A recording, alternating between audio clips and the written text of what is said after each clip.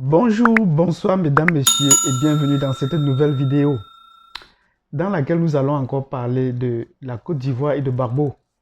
C'est la raison pour laquelle je suis encore en orange blanc qui sont les couleurs symboliques de la Côte d'Ivoire.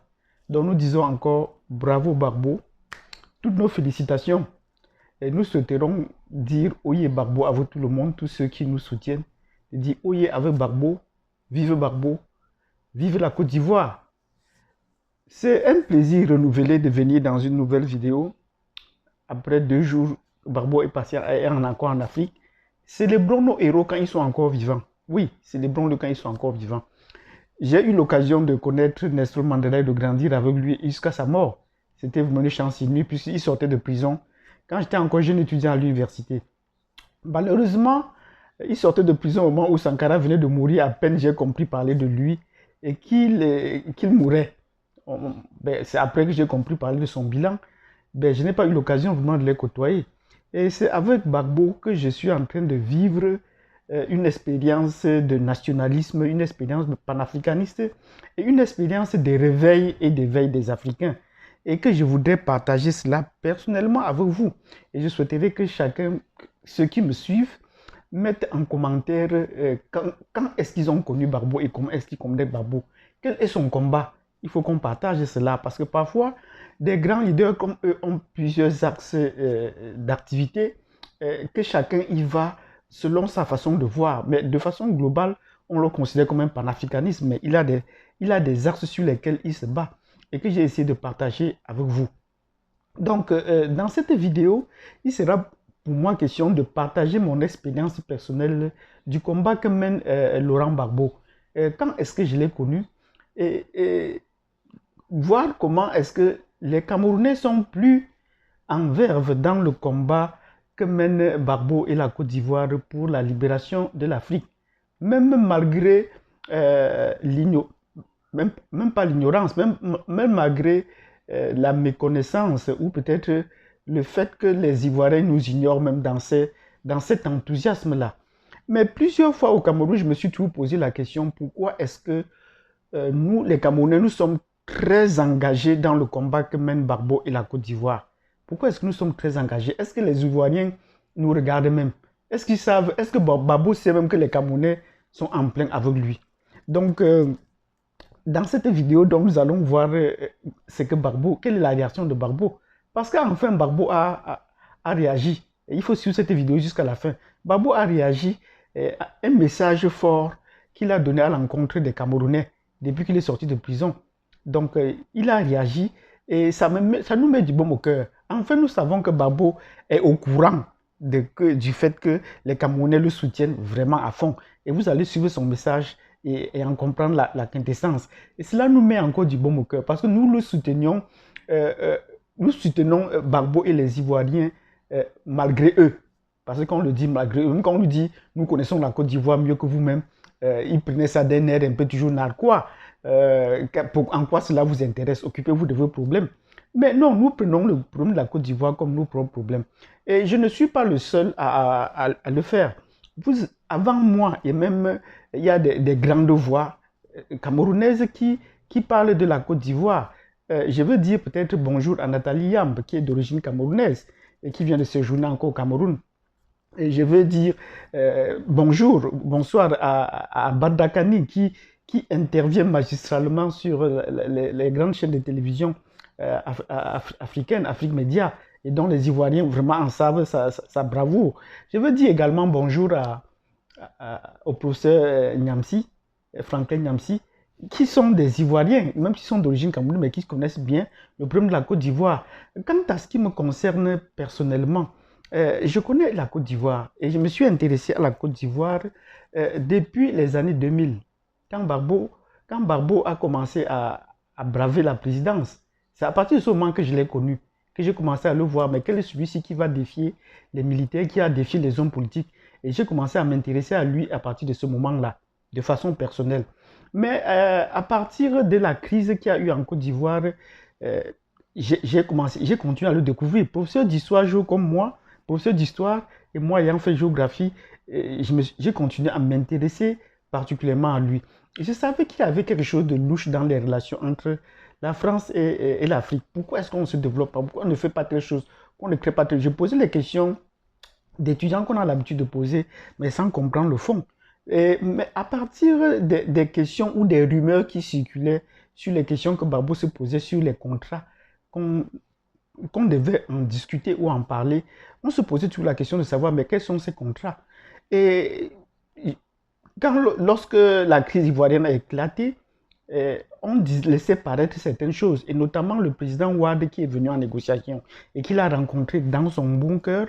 Le président Ouad, à sa sortie, disait Barbo c'est qu'il y a des contrats. Barbo c'est qu'il y a des contrats. Donc, il y a des contrats non écrits. Et à partir de ce moment, j'ai commencé à m'intéresser et de comprendre, de remonter le cours de l'histoire des relations entre les pays européens et les pays africains pour se rendre compte qu'il y avait une charte de l'impérialisme. Oui, il y a une charte de l'impérialisme.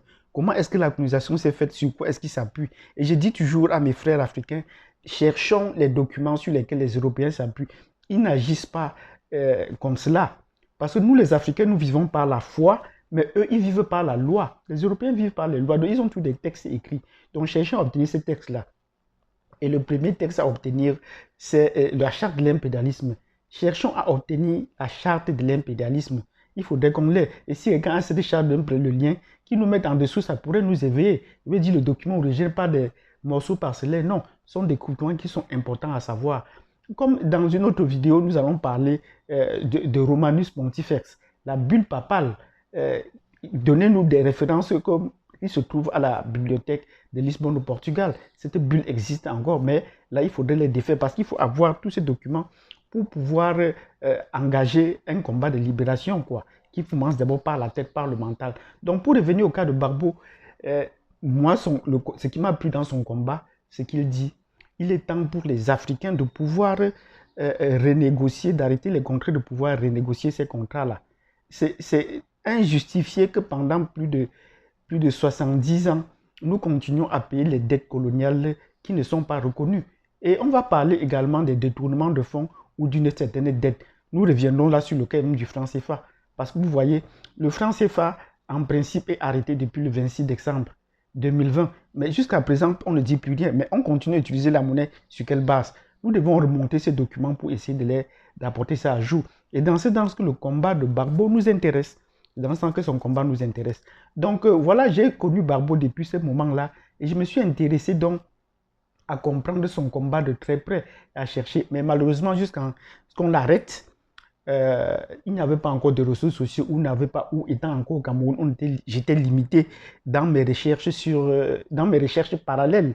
Parce que hormis les médias officiels, on ne pouvait pas avoir des informations contradictoires sur ce que les médias, sur ce que les Nations Unies, la communauté internationale disaient, soit disant que la France, la communauté internationale. Donc voilà ce que je voudrais apporter ici. Comment est-ce que je connais Barbo et comment j'adhère à son combat. Mais par rapport au message qu'il a fait à l'endroit des Camerounais, ça me donne du baume au cœur parce que je sais qu'il est au courant que les Camerounais le soutiennent. Même pendant les années de prison, les Camerounais le soutiennent. Comme vous allez suivre dans cette vidéo, parce que ce n'est pas moi qui les transcris, vous allez suivre dans cette vidéo et vous allez en savoir plus. Donc, je vous donne rendez-vous dans un instant, le temps de savoir le reportage qu'on a fait sur le message qu'il a fait hier quand il est sorti de chez lui à l'endroit des Camerounais. Sur ce, je vous donne rendez-vous tout de suite. Abonner et de cliquer sur la cloche de notification. Allez, on commence. L'ancien chef d'État ivoirien est rentré dans son pays. Depuis son QG, il a rendu hommage au peuple camerounais. Ces derniers, dit-il, l'ont soutenu durant son séjour carcéral. L'un des plus éveillés en Afrique, le peuple camerounais semble s'être très tôt s'attaché aux valeurs de la démocratie et du panafricanisme. Les enfants du Cameroun l'ont encore une fois démontré, peut-être plus que les Ivoiriens, en soutenant l'ancien chef d'État ivoirien durant toutes les années de prison qu'il a passées à la CPI. Reconnaissant envers les Camerounais, Laurent Gbagbo n'a pas pu s'empêcher de dire merci publiquement à ses amis du Cameroun. Je remercie les Camerounais. Quand je suis arrivé de La Haye pour Bruxelles, à des moments on croyait que j'étais Camerounais car le peuple camerounais était mobilisé pour ma cause. Ce n'est pas un hasard si les Camerounais et les Camerounaises sont là. Et je ne suis pas du tout étonné. Merci chers frères, merci chères sœurs, a-t-il déclaré hier à l'occasion de son retour en Côte d'Ivoire. Vous venez donc d'écouter le rapport sur le message que Barbo a fait à l'endroit des Camerounais. et ça me met du baume au cœur. Et je dis bravo à nos frères camerounais qui ont vraiment le sens du panafricanisme. Nous défendons les Africains et certains pays africains malgré eux, malgré leurs héros. Et pour la Côte d'Ivoire, nous sommes impliqués à fond. D'où vient-il que les Camerounais soient aussi impliqués à fond dans la question ivoirienne? C'est une question historique, c'est une question géographique, c'est une question académique dont on pourra bien échanger là-dessus. Donc, si vous voulez en savoir pourquoi est-ce que la Côte d'Ivoire et le Cameroun sont si liés, non pas seulement à un haut niveau politique, mais également sont si liés au niveau des peuples. Les deux peuples se sentent cousins, comme disaient certains chanteurs ivoiriens ou camerounais. Certains peuples se sentent des frères et où ils se rencontrent, ils se sentent attachés les uns aux autres. Donc, si vous avez aimé cette vidéo dans laquelle nous avons manifesté notre joie de savoir que Gbagbo est au courant du combat ou du soutien que les Camerounais apportent à son combat et à sa personne, vous abonnez, partagez cette vidéo et mettez la cloche cliquez sur la cloche de notification. Laissez-nous un commentaire. Comment est-ce que vous avez connu Gbagbo? Quand est-ce que vous avez connu Gbagbo? Et quel est le combat, l'axe de son combat qui vous intéresse? Je veux dire la branche de son combat qui vous intéresse. Ce serait important qu'on en parle de son axe de combat parce que lui-même, il dit et fait des choses, mais ça n'intéresserait pas, les gens ne pourraient pas voir ça de la même façon. Donc, dans la prochaine vidéo, nous allons essayer de voir les relations qu'il y a entre le Cameroun et la Côte d'Ivoire dans le temps, dans l'espace, sur les aspects culturels. Donc, n'oubliez pas de vous abonner, de cliquer sur la cloche de notification si vous n'êtes pas déjà. Et si vous l'avez déjà, mettez-nous des pouces. Mettez-nous des pouces pour ceux qui sont déjà abonnés. Et surtout, laissez-nous un commentaire. Comment connaissez-vous Gbagbo? Depuis quand? Et quels sont les autres peuples après le Cameroun qui défendent autant Gbagbo et la Côte d'Ivoire, ainsi que d'autres pays africains? Sur ce, je vous donne rendez-vous à la prochaine vidéo. Merci.